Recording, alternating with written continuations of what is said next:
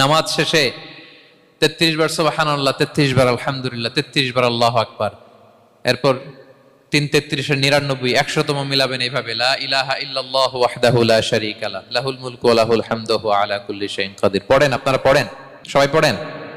বিষ্ণু বলেন নামাজের পরে যদি 33 বার সুবহানাল্লাহ, 33 বার আলহামদুলিল্লাহ, 33 বার আল্লাহু আকবার, এরপরে 100তম বার লা ইলাহা কেউ পড়ে, তার যদি সাগরের ফেনা পরিমাণ গুনাহ থাকে আল্লাহ তাআলা তার সব গুনাহ মাফ করে দেয়।